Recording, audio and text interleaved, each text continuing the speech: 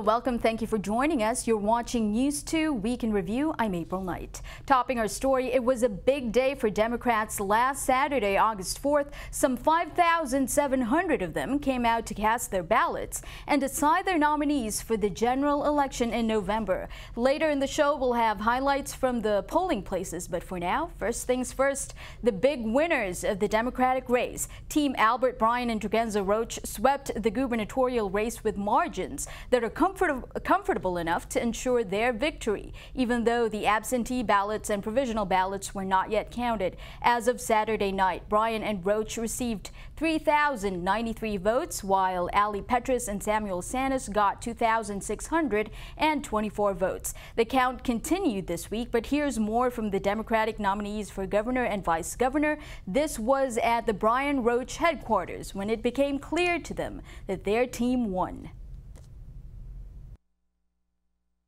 When we started this, people thought we were crazy, and we made them believe us. We made them believe us. They doubted us. They doubted us at every step. But all I heard in my head was take the next step. And just like that in faith, all of you came together to support this team. All of the prayer, all of the work, from going down in the park and setting up them little movies after the storm, to uploading trailers. We have a vision for the Virgin Islands, all of us. It's not Tregenza and I's vision, it belongs to all of us. We could have the most brilliant ideas, we could want the absolute best for this territory and its people, but we could not accomplish it without you. It would not be possible to accomplish it without the support, the love, the prayers of each and every one of you. So I feel absolutely indebted to you for this victory. And that message, just as it resonated with you and it resonated with the voters today, is going to resonate with more people in the days to come. Meanwhile, in the senatorial races, women shone in both districts. Let's take a look at some of the numbers. On St. Thomas, Donna Fred Gregory came out on top with 2,704 votes. She's followed by incumbent Senator Marvin Blyden, Athniel Bobby Thomas, incumbent Myron Jackson, Stedman Hodge Jr., Carla Joseph, and incumbent Jean Ford. On St. Croix, former DPNR Commissioner Alicia Barnes gained the most votes with 2,579, followed by another senatorial newcomer, Alison de Gazon, who earned 2,282 votes. Next on the list came incumbents Kurt Vialet, Novell Francis, newcomer Javon James, former Senator Kenneth Gittens, and Oakland Benta. In the senator-at-large race, Stephen Payne, with half of the total votes cast, bested Stacey January and incumbent Brian Smith. Now, the result of the senatorial race had all eyes on the results of the mail-in and absentee ballots. On St. Thomas, as of Saturday's count, Senator Jean Ford hung thinly onto 7th place with only 53 votes ahead of 8th placer Kent Bernier. On St. Croix, incumbent Neville James placed 8th and with only 18 votes as of Saturday's count between him and 7th placer Oakland Benta. The partial tallies are not official until the results are certified by the Board of Elections. Remember, in the 2016 primaries, we saw some challenges against primary election winners, so the results are definitely not yet set in stone.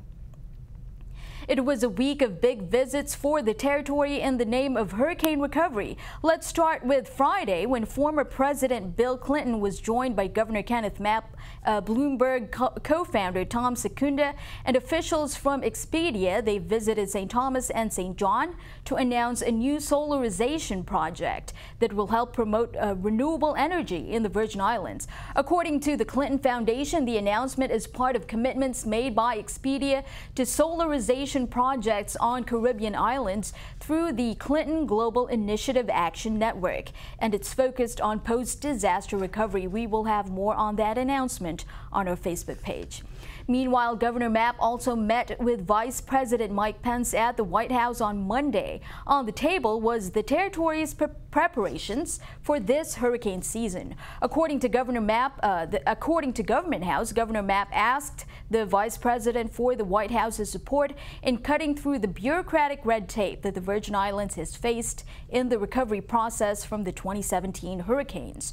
Mapp also talked about the need to waive certain rules on FEMA's STEP program, or Sheltering and Temporary Emergency Power Program, and to allow federal agencies to fund permanent roofing on some 4,000 storm-damaged homes in the territory. That project is estimated to cost tens of thousands of dollars per home for a total of more than $250 million, and that's according to Government House. Governor Mapp and Vice President Pence also discussed the allocation of some $2 billion that Congress set aside for the Virgin Islands and Puerto Rico as part of the Bipartisan Budget Act for the rebuilding of the power systems in the two territories. The governor is arguing for a larger share of the funding for the Virgin Islands. Meanwhile, Department of Homeland Security Secretary Kirstjen Nielsen visited the territory last Friday when Finance Commissioner Valdemar Collins was acting governor.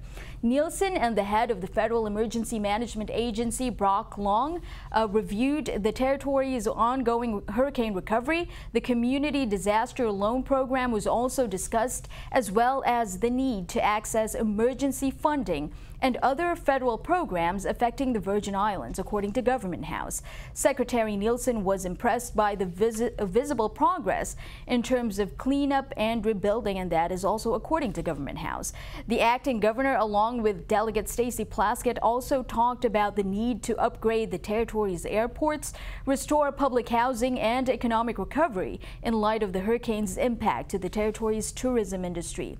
The meeting took place at St. Croix's Henry Rolson Airport. Nielsen and other federal officials also visited the condemned Arthur A. Richards Jr. High School and witnessed the installation of modular classrooms that were delivered earlier in the week. Coming up next, we bring you the sights and sounds at the polls on Saturday and what it was like for voters and for poll workers. We'll be right back.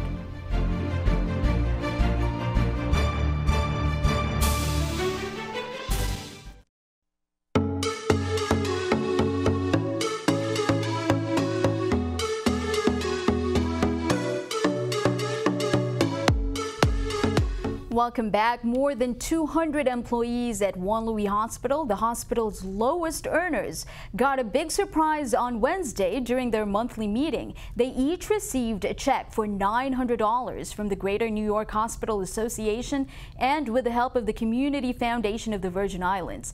The donors' only requirements that the recipients should be earning between $20,000 and $30,000 a year, and they must have been instrumental to the hospital in the immediate aftermath of the 2017 hurricanes. We spoke to some folks at the hospital about this. Here's more.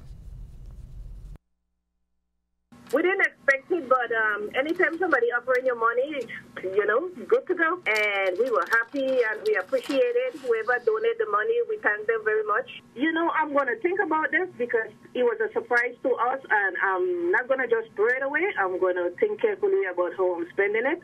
With me, I would put it, you know, where I needed it the most, with some bills. And if I can be of help to someone, I most definitely will.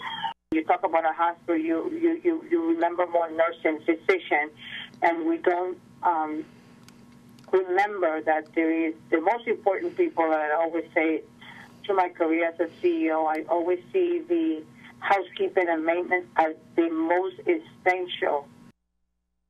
Congratulations, ladies.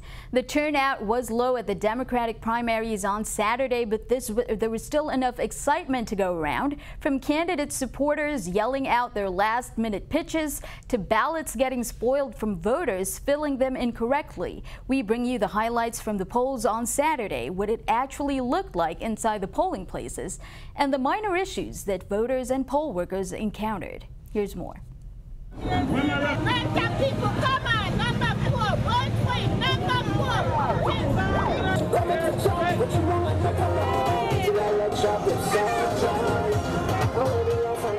Virgin Islands Democrats have spoken. On Saturday, Democratic voters trickled to the polling places to cast their ballots for the 2018 primaries. The turnout this year was low. Some 9,200 Democrats voted out of more than 32,000 registered voters, and that includes some 3,500 who voted in early voting. Saturday morning was especially quiet.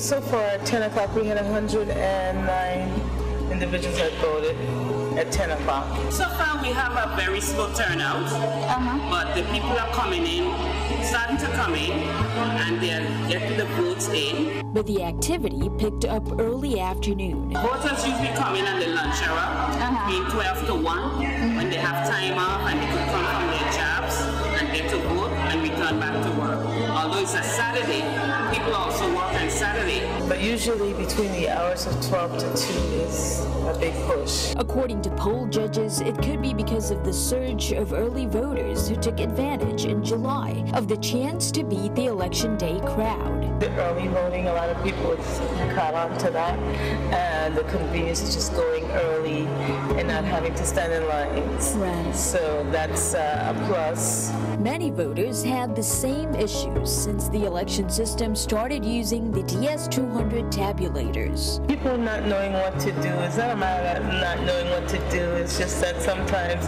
I call it voters jitters, I guess. You know, they come into probably they're not circling and shading in correctly or something like that. And if you're not shading in the bubble correctly, what happens is the DS200 is so sensitive, they will reject the ballot. We have to educate them a little bit about bubbling in the circles, because we've been having a couple spoiled ballots because people are doing checks. And you have to bubble in the circle so that the machine can take the ballot. It's not going to read it right. It's going to send it back out, and you have to redo a new ballot. They get an opportunity of 3 tries to vote again. That becomes a spoiled ballot because the machine is not taking that. I think it's very important. You have no say if you don't vote. I said it's just, you can't complain if you don't do something to make a difference.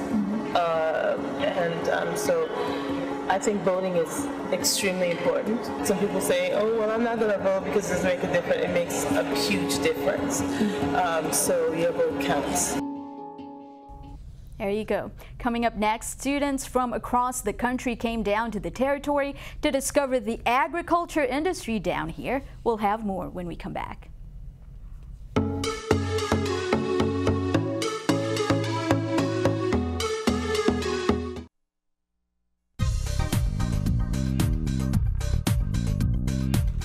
Good evening. We have been having a pretty nice day out across the Virgin Islands, and we can see that on the map, on the satellite. Not much in the way of clouds. It's pretty much crystal clear for the majority of the day.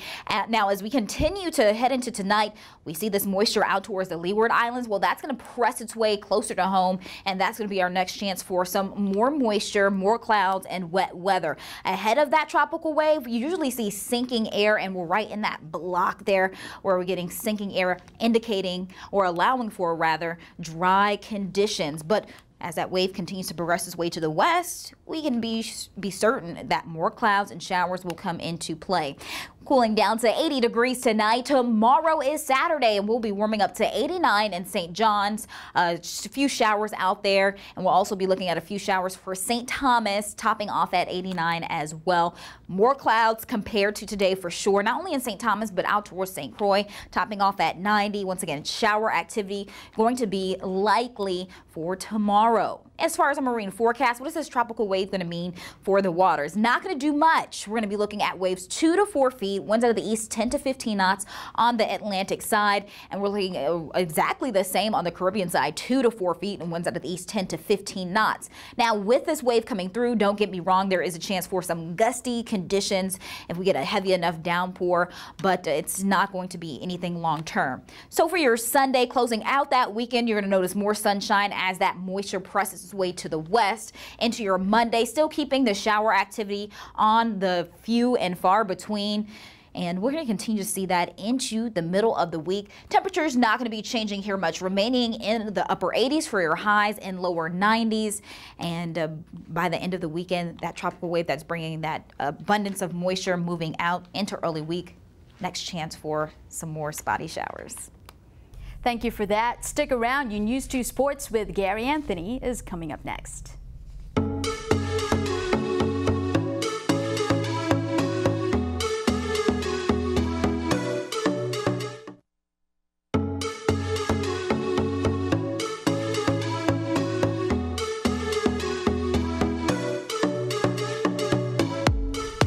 Welcome back. Some 20 students from the United States, Puerto Rico, and the Virgin Islands are wrapping up a fun encounter with Virgin Islands farmers. The 2018 Ag Discovery Summer Camp, organized by the UVI Cooperative Extension Services, wrapped up today, Friday, after 2 weeks of exposing campers to farming in the Virgin Islands. They got to visit some farms on St. Croix and explored a myriad variety of plants and insects, learned about composting and pregnant sheep. Here's more from the participants. One of the most things I enjoy in this camp was in the field that we use sargassum and hay and other stuff to cultivate something that I didn't know we can use to it. We had a couple of the farmers tell us that some of their crops were majorly destroyed due to Hurricane Maria in last September, and you know, kind of it set them back a whole season due to the horrifying hurricane that happened. And their recovery process has been extreme. I mean, we've seen photos and the presentations of what it looked like last year in September 2017 and what it looks like today, and it looks way different, but there's still a lot of progress that needs to be made. Well, we all know Spectrum Band. Now everyone at the 2018 National Association of Black Journalists Convention know them too. The U.S. Virgin Islands Carnival Road March winners were the official house band for the National Association of Black Journalists Convention and Career Fair. That's one of the largest and most significant gathering of journalists in the United States. The NABJ convention opened in Detroit on Wednesday night. At the opening ceremony, the musicians brought Virgin Islands rhythm and sound to the large gathering of convention attendees. Here's a little bit of that.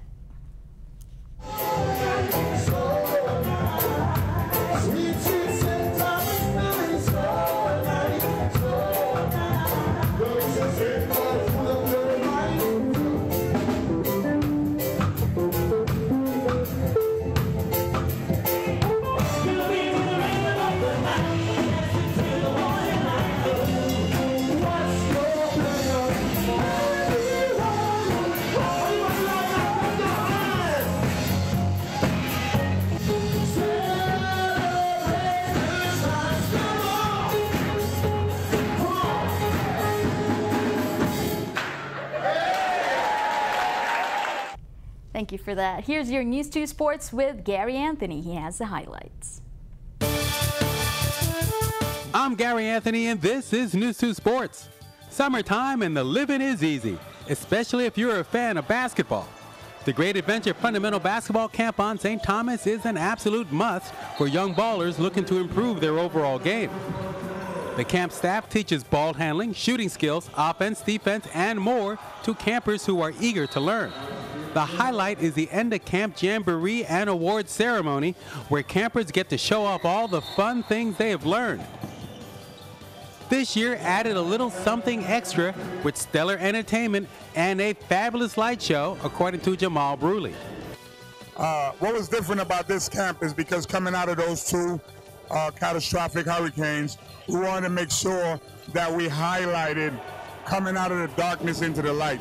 So we added the emoji invasion and also the dynamic fusion dance group were all incorporated into a light show at a basketball youth development camp, which has never been done before. So we're extremely happy. That was designed by President Wayne Harvey, and we thought it was a dynamic show and the kids really enjoyed it. So our camp of the year was Abishai Hodge. He just completed the 8th grade at 70th Adventist School, and he's an emerging basketball player. He's going to be a freshman, but we really like his energy, his intensity, and his effort. He's a wonderful young man, and we're proud to have him to represent the great adventure. We'd just like to thank the parents, thank the Virgin Islands community for supporting us. This program is Virgin Islands Youth supporting Virgin Islands Youth. So we'd just like to thank you, and please, the Life Project, which is lifting ignorance, fraud, and education for the preservation of Virgin Islands sports, history, music, and culture. Thank you, and we look forward to seeing you next year. Sticking with roundball, the 20th annual Sunstroke VI Hoops Classic tips off at 7:30 on Saturday at the UVI Sports and Fitness Center, featuring street ball legend White Chocolate. The proceeds go towards the return of Hood Hoops Youth Basketball. Get your tickets and enjoy the show.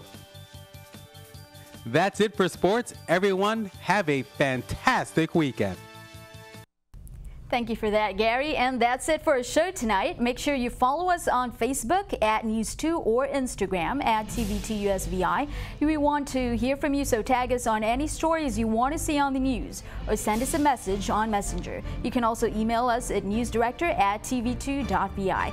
Thanks again for joining us on News2 Week in Review. I'm April Knight. We'll see you next time. Have a wonderful weekend.